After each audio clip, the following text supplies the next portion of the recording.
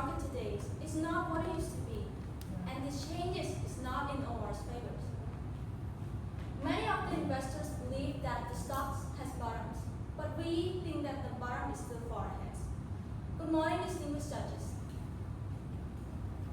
Today, we are here to issue a set of recommendations with a target price of 11.84 baht, representing a 16.62% downside from yesterday's closing price.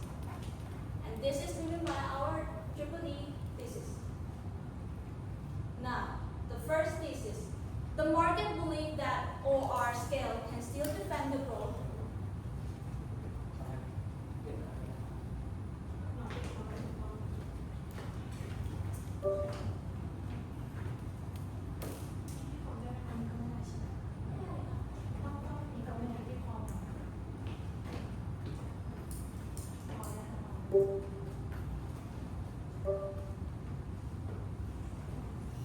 The first thesis, the market believes that OR scale can still defend the growth, but we think that scale is no longer enough. And this is a disconnected core business. First of all, OR operates across three segments, anchored by Thailand's largest fuel network and a leading coffee brands now replicated across different countries, with most of the revenues coming from mobilities, but lifestyles already deliver a larger share of earnings. So scale sits in mobilities and values in lifestyles. But this disconnected matters when the fuel demand stopped growing. Started with Thailand, who's entering a peak oil demand because of slow growth and a post-elections energy shift with the support of electric scooters and solars. In addition to the EV adoptions flattening their volumes. And China shows us the result. Once the demands peaked, scale no longer protects its values. And OR is already losing market shares in these markets. In response, they built an ecosystem. But our survey shows that only 70% of the visits are driven by facilities, which is not loyalties. And these ecosystems is being replicated. Peers like PEGs and Bangchang now offer us similar stations, retails, and coffee, which is often side by side. And when everything looks the same, customers choose by locations. Moreover that, our ecosystem is less competitive. Where direct peers offer a similar model, offer a larger loyalty platforms, similar model but more efficiently than OR. And peers are expanding faster because they are mostly company operated, while OR are focusing more on dealers, causing it to have a slower expansions and limiting pricing control. And in this market, speed matters. Now neighbors become competitors. Moreover, this disadvantage worsens when the demand shifts. With the EV adoptions, reduce the gasoline demands where OR network is the strongest, leaving the remaining demands on diesel, which is on the secondary roads where peers like PGs even better positioned than OR. Now, non-oil, their margins drivers still fail to defend the market shares. With the slower growth in the coffee consumptions, customers switch easily, competition is intensifying. Peers like PGs, Thai, who expand aggressively ahead of its IPO in 2027, opening next to Cafe Amazons and offer a stronger loyalty platform that pull the traffic away from OR. Now, with the declining oil sales and a negative same-store sales growth, OR face both pressures of its core business and margin drivers. The market believes OR investment will bring growth back, but we see value destructions, and that brings us to disappointed investment. Texas Chicken was intended to strengthen OR ecosystem, but failed due to weak profitability. Mistakes in the past seem to repeat themselves in the future. One of OR future plans, budget hotel, face weak market trend. Travel is shifting toward one-day trips, and intense competitions keep return below the cost of capital, as seen in the Motel 6 because of declining occupancies. And another project is Virtual Bank. It's designed to complete OR ecosystem through customer credit. But high NPL in Thailand make this model hard to sustain, as seen in feeder bank that struggle with a high fixed cost and insufficient return. And now, current projects OR space with aim to drive the customer traffic and ecosystem usage beyond field.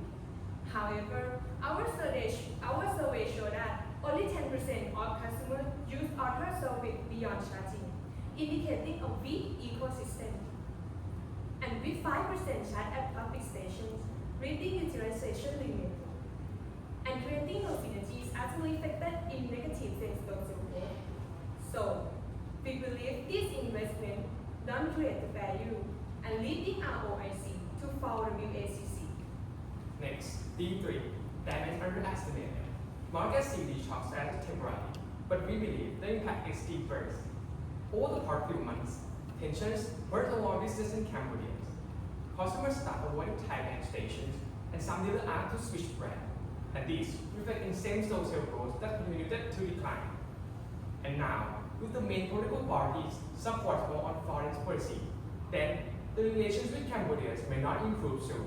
So, we expect same-store sales growth to even decline further. At the same time, OR investing heavily in business with a high cost, especially in mobilities. When the revenue becomes unstable, but the cost still high, profit will become more volatile, and this leads to higher OR business rates and lead to higher equity betas. In addition, OR ESG projects, for example, vapor recovery units and OR clinics, both of these create social and environmental benefits, but unfortunately, these good projects create loss to the business. On the governance side, with the state-controlling parent company, the decisions try to focus on the national goal rather than shareholder return. So, this reflects in low score of shareholder voting. And now, let's take a look at the numbers. Revenue stabilized in 2025 before declining at a low negative CAGR over the forecast period. Mobility revenue declines at 1.5% CAGR from lower fuel volumes, while non-oil revenue grew at only 1.8% CAGR, which is sufficient to offset oil weakness. Global revenue contract at 4.5% CAGR driven by Cambodia and limited scalability. Margin improved slightly, which is supported by a temporary uplift in oil marketing margin before flattening and gradually softening thereafter. EBITDA margin peaked at 3.8% before declining to 3.4%, which reflects the erosions of OR competitive advantage. Now, let's see whether OR is a good investment. We assess OR using some of the part DCF supported by relative multiples. For DCFs, we value each business separately, and since OR have many business segments, in order to get the most realistic value. These mind map show our revenue breakdowns, which reflect the different competitive landscapes. For example, Gasohol 91, we start by forecasting Thailand forward demand using regression model with related variables, and then multiply by OR expected market share adjusted by using SWOT analysis to reflect long-term pressures on fuel volumes. For price assumption, we break down the price structures and forecast each component separately by using regression model. And for new station sale follow management expansion plan, but we also check feasibility by using Google Maps to reduce cannibalization rates. We use moving WACC based on different segments because debt to equity changes every year, while terminal growth converges toward Thailand long-term inflation. And we also supported by sensitivity analysis, which shows the limited valuation upside. Moreover, to support our DCF analysis, we also use EV per EBITDA, and due to the lack of direct peers, we also use statistical approach. And as a result, both of this and historical average show the stock is very priced to be overvalued.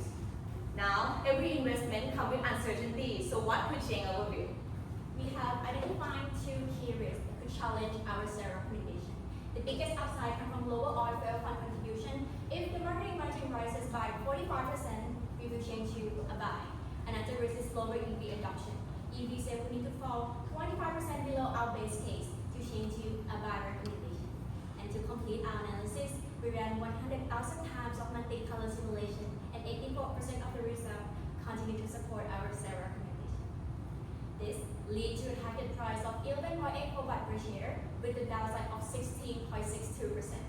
Based on our hypothesis, disconnected core business, disappointed investment, and damage underestimated, we strongly insist in a sale recommendation. Thank you. Now the floor is opening for Q&A.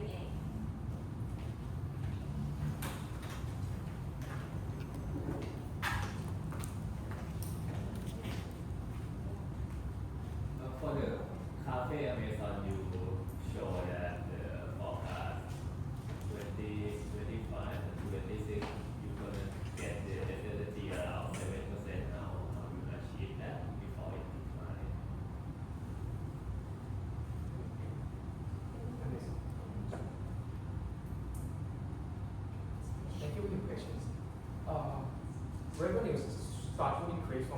2025 to 2026, and then start to decline in 2027 because our assumptions cafe may still have competitive advantage at that year due to right now Pan Thai Cafe have only 1,500 store, but Cafe Maison have around near 5,000 stations, so they still have competitive advantage until the Pan Thai Cafe can reach to 5,000 stations. So how Amazon Cafe does increase the revenue per store even without Pantai coming in, how the existing store going to grow the revenue per store? To answer these questions, right now coffee market still grows, but the growth is still with a lower growth rate. So Amazon can still expand their customer even without Pan Thai as. So the existing store going to expand the new customer. For the existing store sales, right now is gradually decreased from 8.01 to 7.93. So the customer is for the existing store is lower every year, but it will decrease starting on 2027. So that 7% that's still a lot for the existing store.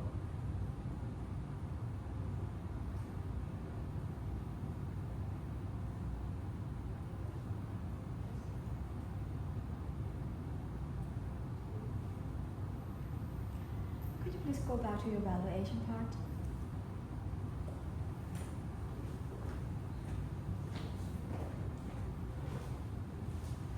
So you recommend to use sum of the part DCF, right?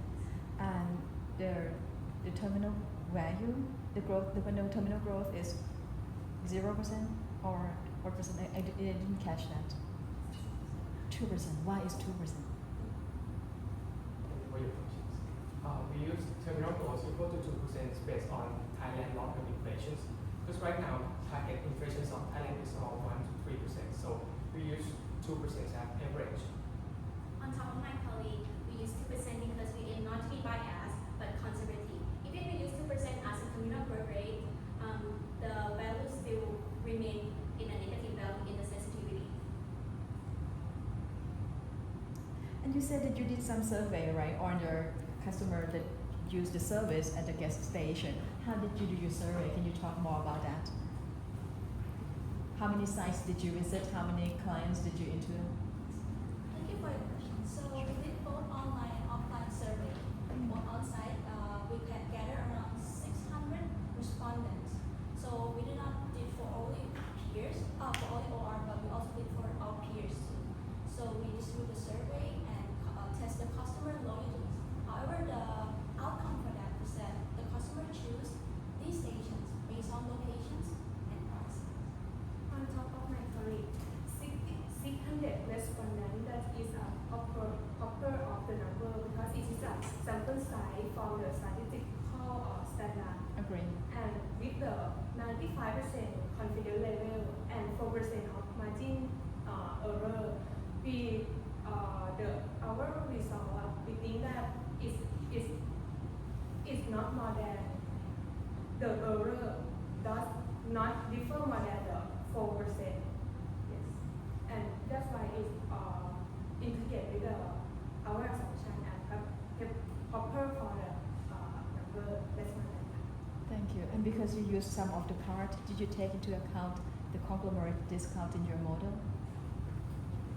Yes, to answer that question, so the result for that we use just the market shares, and also in order to get us conservative to project the same source of growth and the margins too. So it reflected in our DCF valuations. Thank you. And it's your turn. Thank you so much. My only question pertains to the last part, so where the investment risk was addressed. My question would be, did you reflect geopolitical risk sufficiently in your risk analysis? And if so, why? To answer these questions, thank you for your questions. We already adjust our political risk in our sensitivity analysis. We adjust to the lower oil food poor funds contributions. Can you go, please? If the marketing margins break for 45% due to lower oil food poor funds contributions, we will change to a buyer combinations.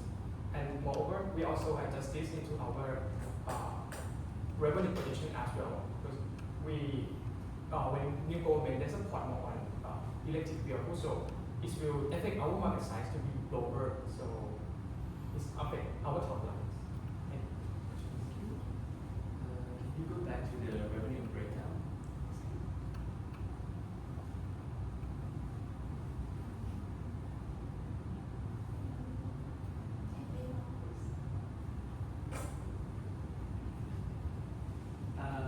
Well, one of the key theses is that it's a conflict in Cambodia and PDD lose sales and that affect your recommendation in the downside price. But I want to see how much percentage of revenue actually comes from global sales and how much does Cambodia actually affect on that portion, because I think Cambodia is a very small portion of global revenue at first place, and global revenue is even a small portion of the overall revenue. So want to hear how does such small portion affect your recommendation, and do they make up the sales with other countries at all? Thank you for your questions. To answer these questions, OR target Cambodians to be their second homes based on they will grow more in Cambodians. Right now, the portions of Cambodians is around 3% of OR total revenues. And on our projections, we project that they cannot expand any solar and stations in Cambodia, and also they will close more. So this will affect 3% on our assumptions. And to add on my colleagues, what we see is the volatilities of the business that they operate abroad. Right now, they operate around 11 countries, and when we see that one country is facing issues, could reflect in the value for OR. And we also see that in the future, OR business in another country could also face a similar risk too, in terms of politicals and also in terms of competitions too. Thank you. For the SSG for oil station, it seems that it will decline around double digit for every year. At least here, oil station business is going to make a loss in Thailand. Thank you for your questions. To answer these questions, oil business will start declining from last year, 2025. Based on historical, OR is still losing market shares every year around 1%, and they will also start to decline because right now OR ecosystem is same as peers. PRR improve better and better, and based on our results on survey, competitor will select to go to the stations based on the facility in the stations. So we project OR market shares to decrease every year, and it affects the sales person of OR to decrease. In another slide, you have SSG that declined by 30%, but for that slide, you show that it only declined by 5%. To answer these questions, the SSG that declined to 35% is for Cambodia only. Okay.